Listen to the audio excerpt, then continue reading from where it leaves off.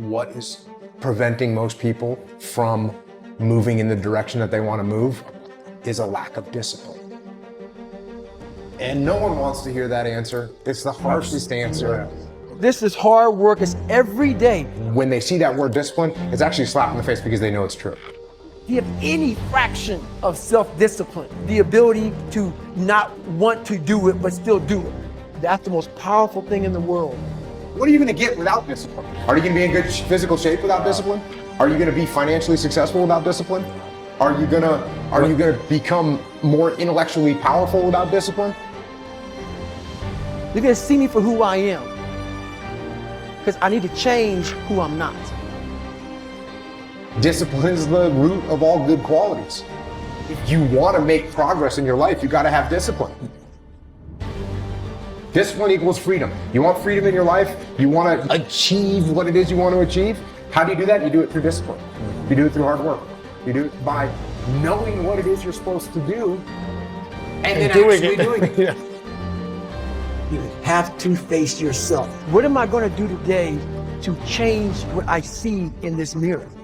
It starts with yourself, man. Through hard work, you can outwork anybody. Like, I'm going to be extreme in my discipline. Somebody asked me that on social media. How do you master discipline? I'm like, you don't. You don't. You keep working at it though. Every day. Yes.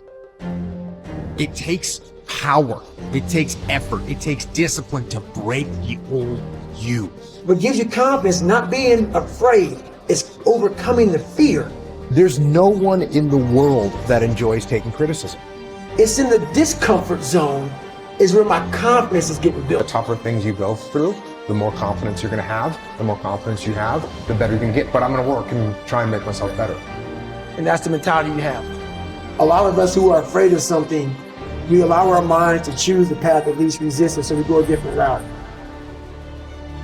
What I did was what I knew how to do, which was work. You figure it out by going inside yourself. Because being a warrior takes a whole different mindset. That's what I'm going to do.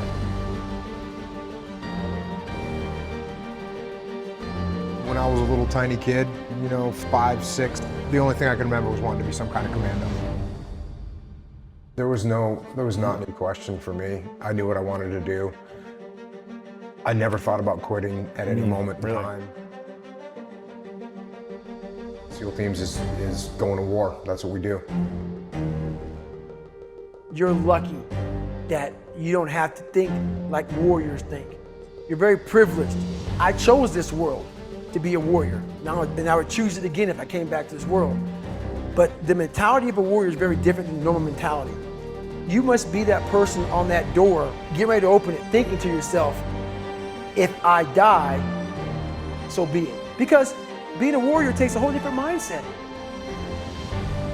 And the fact of the matter is, bullets don't have your name on it. Bullets say to whom it may concern. And the bullet doesn't care who you are. They don't care how much training you've had. They don't care how well prepared you are. And if it's your day, it's your day. And so I think once you get to a point where you recognize and accept the fact that you could die, then you can move past that. It's a really high percentage of people that quit, but there's also people that fail. We have the ability to go in such a space if you're willing to suffer, and I mean suffer. Your brain and your body, once connected together, can do anything. When you're driven, whatever's in front of you will get destroyed. I was just a scared kid that found drive and passion to be something much better than what he thought he was. And that's why I talk about the warrior mentality. The only way you can go in that door is knowing there's a great chance you're gonna die.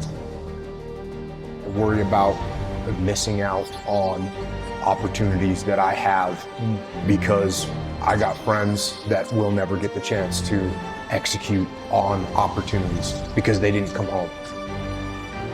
And that's literally what I told my guys was we've crossed a line, and there's no possible way to replace or describe or overcome the amount of just heart-wrenching sadness that you feel when you lose a teammate. I didn't know what to do, and I didn't know what to say. First time, second time, third time, what I did was, and I told my guys, I don't know what to do. I don't know what to tell you. The only thing that I know to do is to go back to work. And I do know this, if Mark was here, he would want us to go back to work. And so we're gonna lock and load our weapons and we're gonna go do what we do. That's the reality of combat. When you see people in these hard situations, that's when human nature gets revealed. And the more you can understand human nature, the better leader you're gonna be. There's only one type of human being that can't improve as a leader, and that's the person that lacks humility. Because when someone lacks humility, you can't teach them. A leader has to be balanced. The older I get, the less I know. One of the things that I realized in a leadership position is that the words that you say matter, the actions you take matter. People are listening, people are watching, people are respecting or disrespecting you based on how you carry yourself. Relationships and trust are almost the same word, right? A relationship is something that we've built trust.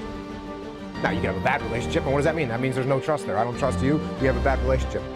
The way I build trust with people is I give them trust. That's how I build trust. I give it. I give trust to build trust. If I micromanage you and I don't let you make any decisions yourself, well, you're never gonna step up and learn how to lead because you don't get to make any decisions for yourself. Would you rather win or be liked? Well, I'm gonna tell you, those aren't opposites. The team that likes each other, they win. I'm trying to take the lessons that I was lucky enough to learn and get them to as many people as I can so they don't have to suffer through the same mistakes that I made. I mean, you're always gonna have regret. You know, I don't spend a lot of time with regret, you know, because there's not much that you can do about it. Yeah. So the way I look at regret is, what did I learn from it? What did I learn from whatever thing I'm looking at that I know I could have done a better job, could have done different? There's a million things like that, but I don't sit there and think about them all day long. What I think is like, hey, here's the lessons that I learned from them. I won't make those mistakes again and move forward. Every single day for me, it starts at ground zero. I've got to go forward with an open mind, with a humble mind, looking at the world. When somebody gives you feedback, you listen to it. Number one, you got to be humble. And if you're not humble, you're not looking for feedback and you're not listening to it. No feedback, no improvement. Feedback is built upon being humble. Everything that I look at, I try and look at from a humble perspective. And if you don't do that, it's going to be a problem. If I'm looking down the sights of my weapon and I'm shooting, my world is this big. The minute that I stop shooting, point my weapon at high court, take a step back and actually look around, I can see infinitely more. Eventually you got to start doing it. As a leader, you should be listening 98% of the time and talking 2% of the time. We watch those who work. We're motivated by those who work, but we never put in the work.